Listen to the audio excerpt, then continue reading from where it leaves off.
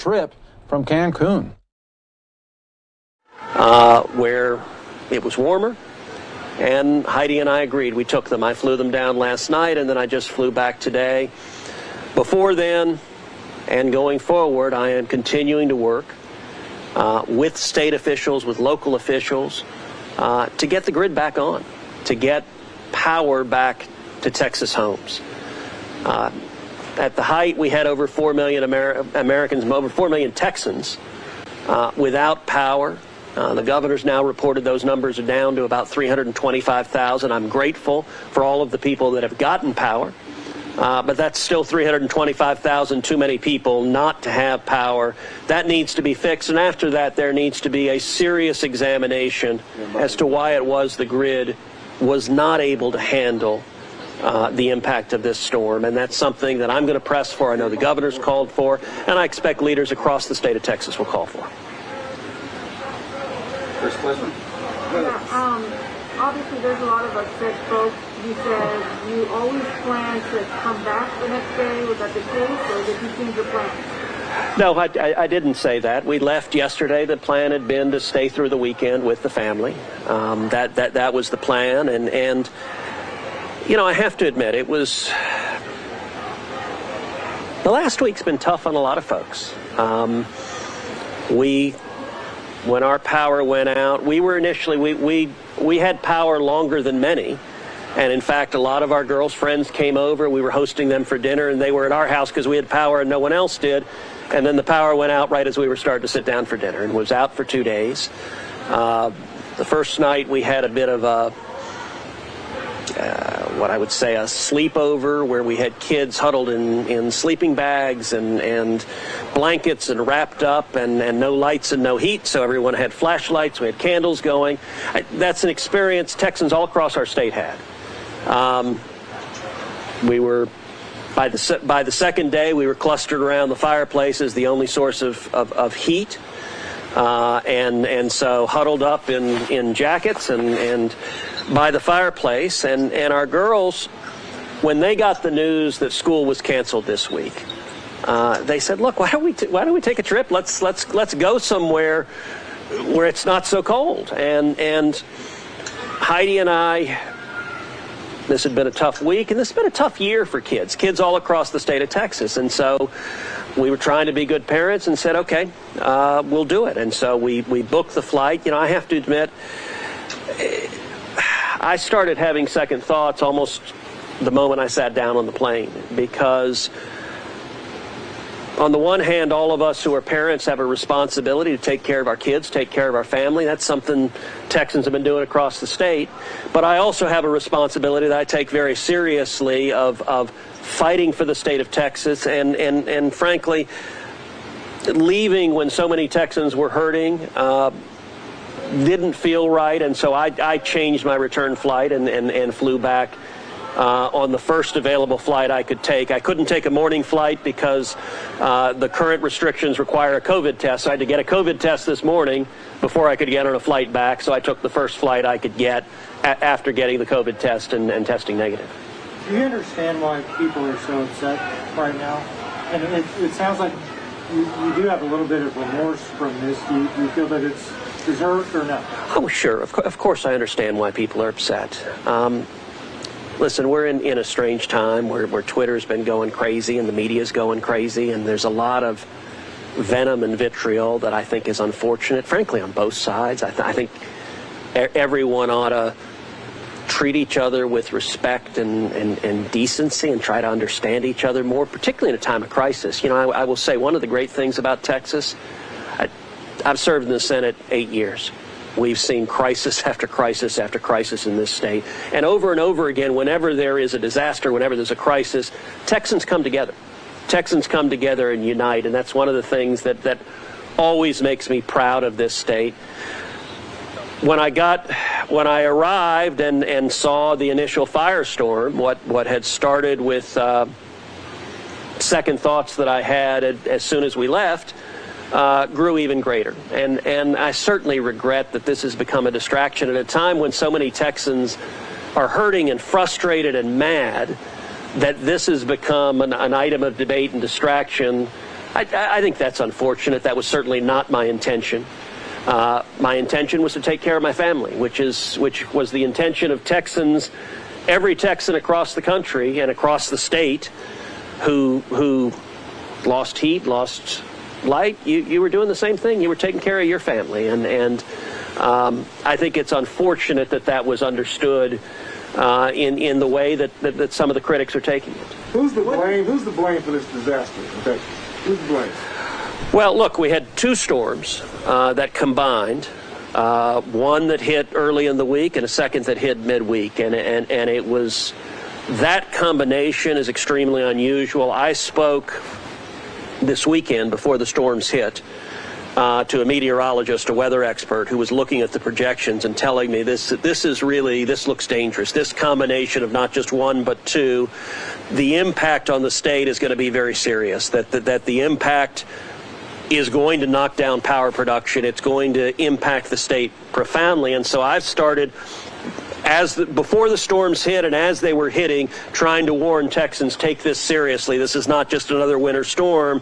The impact of this is going to be significant. And based on the expert guidance I was getting, I wanted to make sure Texans knew that. I also connected that expert with the governor to make sure the governor had the benefit of this meteorologist's judgment about the storm and the magnitude of what was coming in. And the governor, early on, the governor had just declared a disaster in all 254 counties in Texas. That was before the storms had hit, because the governor was receiving the same advice I was, that this combination of two storms was exceptionally dangerous.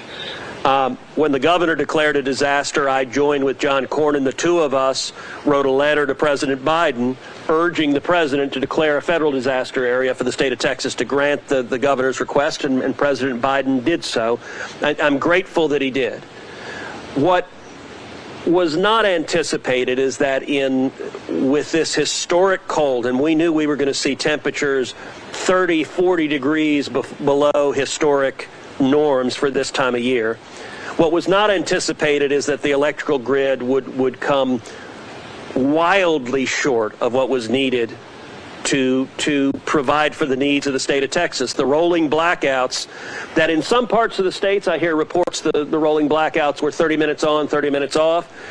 In other parts of the state, for us, it was 2 straight days of no power at all. And so it seems to have varied geographically, region by region. I think there's going to have to be a serious inquiry into why it was. What were the factors that led the grid not to be able to meet the energy needs of Texans?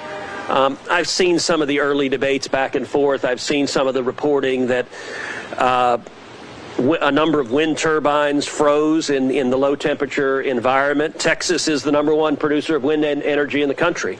About 25% of our electricity comes from wind, and so that was a factor.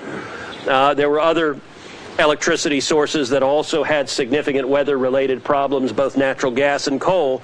And so I think we need to have a careful investigation, not in the passion of the moment when people's emotions are high, but a careful, serious, fact-based examination about what factors led to the grid being vulnerable. The grid is something. All right, we just lost that feed right there, but we're getting in on another one. Let's bring that to you. Has produced real success in having low-cost energy here in the state of Texas, and most days out of the year, Texans are greater to have lower electricity bills than many other parts of the country. But at the same time, I think a lot of Texans are asking, well, why wasn't it there when we needed it? And we need to have a serious and careful examination of that based on the facts. Should those officials be fired? Well, it depends what decisions was made. There needs to be a serious examination of what factors led to the grid not being able to sustain the needs and failing massively. And that's something that I don't want to jump the gun and make assumptions about those decisions. You know, one of the things we're seeing online is, for example, this being a battlefront in the wars over alternative energy or fossil fuels, and back and forth, and both sides blaming the other. Look, I think we should be driven by the facts, and I don't know. I've seen some of the early reporting. It seems there was a significant number of wind turbines that froze. My understanding is that there are wind turbines that are used in other environments that are colder that don't freeze, and so these turbines could have been treated in a way to prepare them for the cold weather. That being said, in most parts of Texas, they're in cold weather very often, and so that's an examination that needs to be made, and an examination needs to be made of the other bases, the other sources of energy in the state, and where the lack of power generation came from, and what's the best way to respond to that and provide to that lack of power generation. Senator McCoy, what do you say to the people who saw you leave the state of Texas during this freeze? Well, what I would say is I was taking care of my family the same way Texans all across the state were taking care of my family. And it certainly was not my intention for that to be understood as critics have tried to paint it as somehow diminishing the suffering and hardship other Texans had experienced. Look, Texans want this problem solved. I want this problem solved. I want the power on. We've got most of the homes that had lost power have gotten power back. That's a good first step. We still have water supply is still questionable in a lot of places, and that's frustrating. Having boil notices, that's frustrating too. We need to, the first thing we need to do is correct the immediate problem. And then the second thing we need to do is engage in the longer term examination. As I said, that the operation and regulation of that is at the state level and not the federal level, but I think those questions, Texans want answers, and I'm glad the governor is calling for the legislature to investigate that, because I think that is an investigation that needs to happen. Next question. Senator Cruz, did you, a lot of people are calling your decision to go to Cancun here at this time tone deaf? Did you come back because you felt guilty, or did you come back because you got caught and there was a lot of backlash for you going? So the question from the video on the cell phone was whether the decision to go was tone deaf. Look, it was obviously a mistake, and in hindsight, I wouldn't have done it. I was trying to be a dad, and all of us have made decisions. When you've got two girls who've been cold for two days and haven't had heater power, and they're saying, hey, look, we don't have school, why don't we go, let's get out of here. I think there are a lot of parents that'd be like, all right, if I can do this, great. That's what I wanted to do.